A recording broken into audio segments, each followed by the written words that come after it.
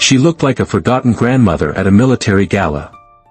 An hour later, she was in handcuffs for trespassing. But when the Admiral saw her face on the live stream, the entire aircraft carrier went into lockdown.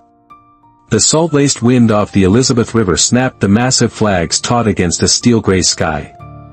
Below, the USS Intrepid, a city of metal and might, hummed with the low thrum of its own power. It was the Fleet Week Gala, and the pier glittered with jewels and polished metals. Luxury sedans purred to the curb, depositing men in crisp dress whites and women in flowing silk gowns. Then there was Eleanor Vance.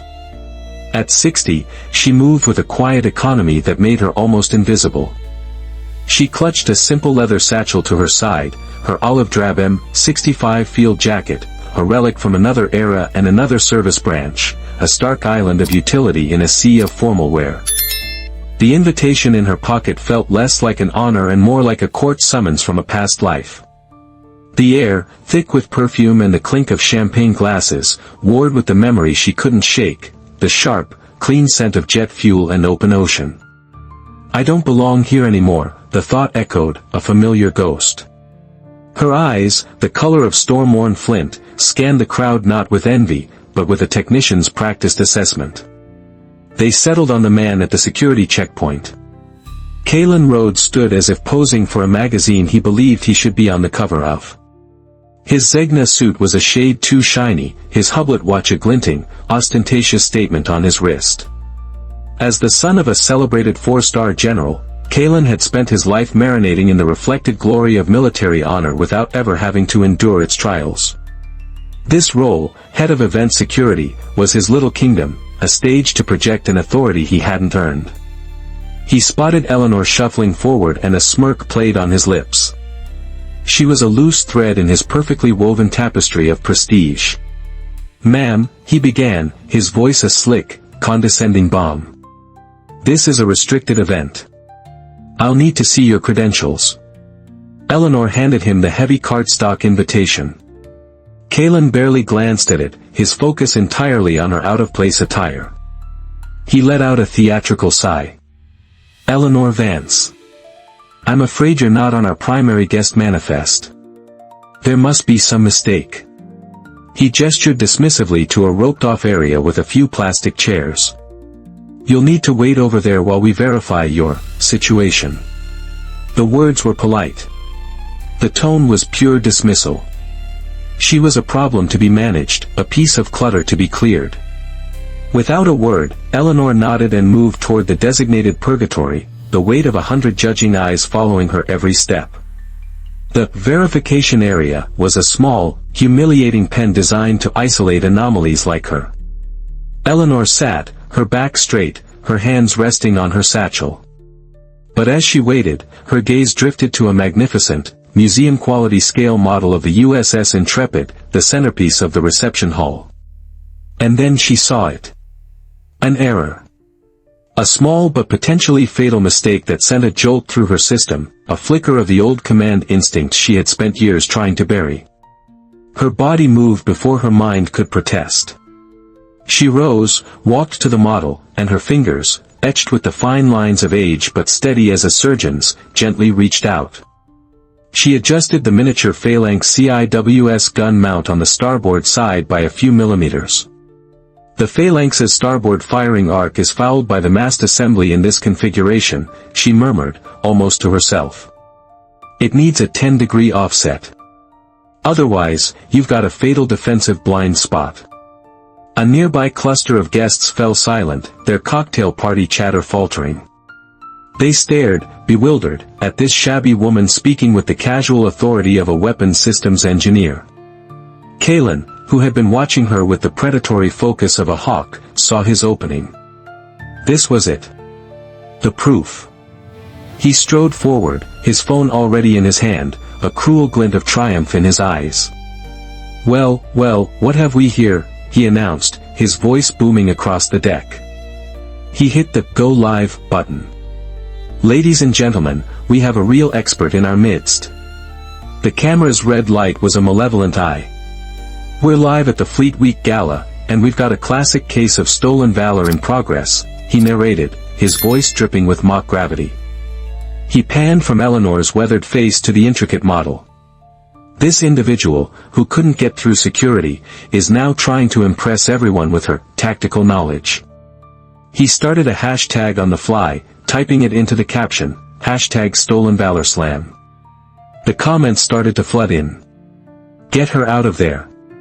Disrespectful old fraud. Good job, Kaylin. Keep our heroes safe." The digital validation fueled him. He felt powerful, righteous. "She's a threat to the sanctity of this event," he declared. He turned to a uniformed security officer standing nearby. "Officer Davis, escort this woman out. She's trespassing." Officer Davis, a 15-year service veteran, hesitated. There was something in the old woman's unblinking gaze that didn't compute. It wasn't fear or guilt. It was appraisal. He had a sudden, sharp memory of his female drill sergeant at Paris Island, the same look that could freeze you in your boots from 50 yards. But Kaylin was his boss. "Sir, maybe we should just..." "Now, Davis." Kaylin snapped, drunk on his newfound power. Davis reluctantly approached Eleanor. As he reached for her, she didn't plead or resist. She simply extended her wrists. Her flinty eyes remained locked on Kaylin, and she asked a question, her voice level and devoid of emotion. "Are you absolutely certain you want to do this?" It wasn't a plea. It was a final report. A door being offered one last time before it was sealed shut. Kaylin, misinterpreting her calm as arrogance, just sneered. The metallic click of the handcuffs echoed with sickening finality across the polished deck. The crowd watched, a mix of discomfort and morbid fascination, as the woman in the old field jacket was led away like a common criminal. In his sprawling office overlooking the harbor, Admiral Marcus Thorne was reviewing deployment schedules when his young aide burst in, his face pale. "Sir, you need to see this." The aide held out his phone. On the screen was Kaylin Rhodes's live stream. Thorne saw the crowd, the ship model, and then the camera zoomed in on the woman being placed in handcuffs. The Admiral's coffee mug slipped from his hand and shattered on the floor. His face, normally a mask of composed authority, drained of all color. He didn't shout. He didn't swear. He simply moved. He shot to his feet with a terrifying speed, a controlled storm of pure fury. Aides and officers scattered from his path as he strode from his office, his polished dress shoes beating a wrathful rhythm on the metal gangway. He wasn't walking, he was on a warpath. He found Kaylin on the main deck, still basking in the afterglow of his viral performance, accepting virtual pats on the back from his online audience. "Rhodes." Thorne's voice was not loud, but it cut through the festive air like a shard of glass. Kaylin looked up, his triumphant expression faltering into confusion. "Admiral, sir. I was just handling a security situation. This woman..." Thorne didn't let him finish. He snatched the phone from Kaylin's hand, his thumb jabbing the screen to end the broadcast. He leaned in, his voice a low, lethal growl that no one else could hear. "You have 10 seconds to tell me where she is. Your career ended 9 seconds ago." Kaylin's face crumpled in bewilderment and terror. He could only point dumbly toward the ship's brig. The walk to the holding area was a funeral march. The Admiral's silence was more terrifying than any shouting could ever be. They found Eleanor Vance sitting on a simple metal bench inside a temporary holding cell. She was uncuffed now, but sat with the same unnerving calm, her hands resting on the old leather satchel in her lap. Admiral Thorne stopped at the bars. His entire demeanor shifted from volcanic rage to something akin to profound, sorrowful reverence. He looked not at a trespasser, but at a monument. "Ma'am," he began, his voice thick with an emotion Kaylin had never heard before. "I have to ask. Do you still carry it?" Eleanor looked up, a flicker of recognition in her flinty eyes. She gave a single, slow nod. She opened her satchel and withdrew a small, scratched wooden box. Its corners were worn smooth, and a faint saltwater stain marked one edge. The moment Thorne saw the box, he staggered back a half-step as if struck. Then, his training, his honor, his entire being snapped into alignment. He drew himself to his full height and executed the sharpest, most profound military salute Kalen had ever witnessed. It wasn't for show. It was an act of fealty. A guest nearby dropped his champagne flute. Another gasped, a whisper of dawning horror on his lips. "My God, is that Commander Vance?" The Admiral held the salute, his hand trembling slightly. The piercing shrill of the 1MC, the ship-wide announcement system, echoed across the USS Intrepid, summoning every soul on board to the flight deck. A command performance. Kalen Rhodes stood frozen near the makeshift stage, a statue carved from dread. His world was tilting on its axis, spinning into a nightmare from which he couldn't wake. Then she appeared. Escorted by the ship's master-at-arms and a full honor guard, Eleanor Vance walked onto the deck. The stoop was gone. The quiet invisibility had vanished. She moved with the measured, squared-shouldered gait of a commander, an aura of quiet authority radiating from her that silenced the murmuring crowd. She was no longer a librarian in an old jacket, she was the ship's ghost, returned to life. Admiral Thorne stepped to the microphone, his face grim. "Ladies and gentlemen, distinguished guests, crew of the Intrepid," he began, his voice ringing with solemnity. "Earlier today, a profound failure of judgment occurred on this deck. Now, it's time to set the record straight." He paused, letting the weight of his words settle. "I want to introduce you to someone this ship, and this nation, owes an incalculable debt. This is former Lieutenant Commander Eleanor Vance." A wave of gasps and shocked murmurs rippled through the crowd. From 2008 to 2012, Thorne continued, his voice rising with power, Commander Vance served as the executive officer, the XO, of this very vessel. The revelation hit Kalen like a physical blow. He felt the blood drain from his face. The livestream comments, which he could still see in his mind's eye, were now a chorus of his own damnation. Thorne wasn't finished. In 2011, during a patrol in the North Atlantic, the Intrepid suffered a catastrophic coolant leak in its secondary reactor. Alarms wailed, the compartment was flooding with scalding steam, and a full meltdown was imminent. 94 sailors were trapped on the other side of the radioactive plume. The crowd was stone silent, hanging on every word. Commander Vance, without a hazmat suit, entered the compartment alone. She navigated the blinding steam, reached the auxiliary shut-off, and with her bare hands, forced the superheated valve closed, preventing a disaster that would have cost every life on this ship. She suffered second-degree burns to her hands and arms, but she saved 94 souls that day. He gestured back to the holding cell. "The box she carries doesn't contain stolen credentials. It contains this." An officer brought the wooden box to the podium. Thorne opened it, and lifted out a gleaming metal attached to a blue and white ribbon. It caught the afternoon sun and seemed to burn with an inner fire. "This is the Navy Cross," Thorne declared, his voice thick with emotion. "Awarded for extraordinary heroism in combat. She is a hero. And today, on the deck of the ship she saved, we treated her like a criminal."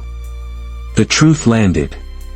The crowd's collective shame was a palpable thing. And on his phone, which he didn't dare look at, Kalen knew the hashtag Stolen Valor Slam was now attached to a single name, his own. The fallout was instantaneous and brutal. Before Admiral Thorne had even finished his speech, a senior supervisor from Kalen's security firm was at his elbow, quietly informing him that his contract was terminated, effective immediately. Kalen nodded, numb. As he fumbled with his phone, a new email notification popped up. The sender was his father. The subject line was blank.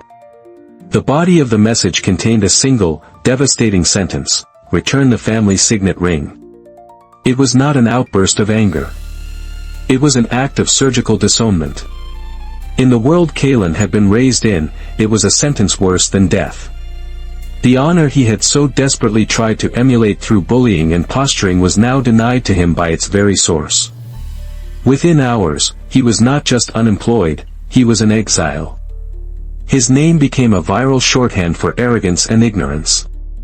The internet, which had been his stage, was now his pillory. Eleanor, conversely, became a reluctant national icon. Book deals, speaking offers, and interview requests flooded in. She turned them all down. She agreed to only one appearance, on a major morning news program. The host, after recounting the dramatic events, leaned in and asked the question the nation was waiting for. "Commander Vance, what you endured was a public humiliation of the highest order. Can you find it in your heart to forgive Kaylin Rhodes?" Eleanor paused, her calm, steady gaze looking directly into the camera, into millions of homes. The entire studio held its breath.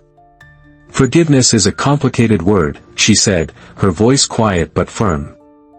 "I think people misunderstand it. Forgiveness isn't a gift I give to him. It's not about letting him off the hook. It's a weight I put down for myself, so I am not chained to what he did." She leaned forward slightly. "I forgive him so that I can be free to continue my work. But forgiveness does not erase the need for accountability. That is the weight he must carry. True change doesn't come from being excused. It comes from living with the consequences of your actions and choosing to build something better from the wreckage." Her answer was clipped, shared, and discussed for weeks. It wasn't a platitude, it was a lesson in moral mechanics. While Kaylin Rhodes was learning the crushing weight of public shame in his self-imposed isolation, Eleanor Vance was teaching the country about the nature of true strength, not by demanding retribution, but by defining the boundaries of grace. Their paths, thrown together in a moment of conflict, had diverged into perfect opposition, one spiraling into a well-deserved abyss, the other rising to a platform she had never sought. A year can be a lifetime.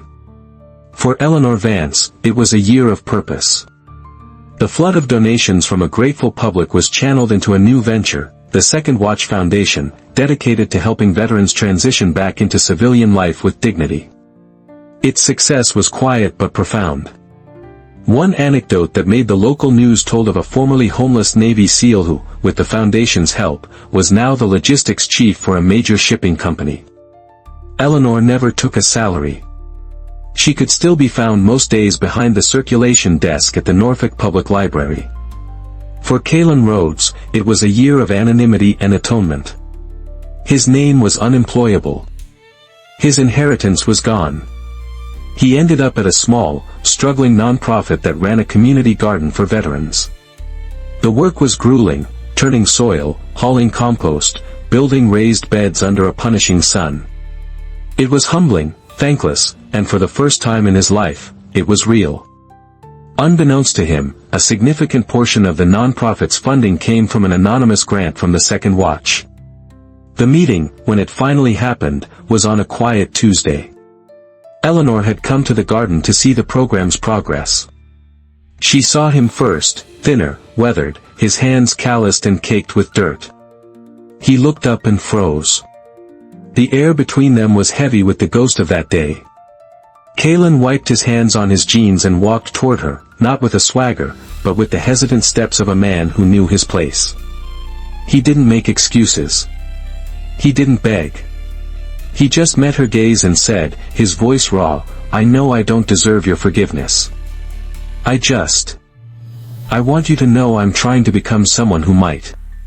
Eleanor studied his face for a long moment. She saw not the preening boy from the pier, but a man hollowed out and slowly being refilled with something genuine. "Accountability, Kaylin," she said softly. "That's all that matters now. What you do when no one is watching." Her ultimate legacy was cemented not in headlines, but in steel and silence. Aboard the USS Intrepid, a small, unused chart room was converted into the Commander Vance quiet room.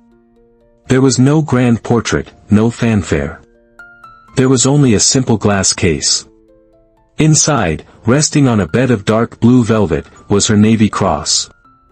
Beside it, an engraved plaque bore a 7-word inscription she had personally requested. True leadership begins when no one is watching. The room became a mandatory stop for every young officer reporting for duty. It was a silent, powerful lesson. The story of what happened on that deck became a case study at Annapolis, a cautionary tale about the vast difference between authority and honor. It proved that the most extraordinary heroes are often hidden in the plainest of clothes, and that redemption isn't found in an apology, but in the quiet, daily work of rebuilding a broken self. Thanks for watching. This story is a powerful reminder to never judge a book by its cover. What are your thoughts on second chances? Share your perspective in the comments, but please, let's keep the discussion thoughtful and comment with respect for everyone involved. And if this story moved you, hit that like button and subscribe for more tales that challenge the way we see the world.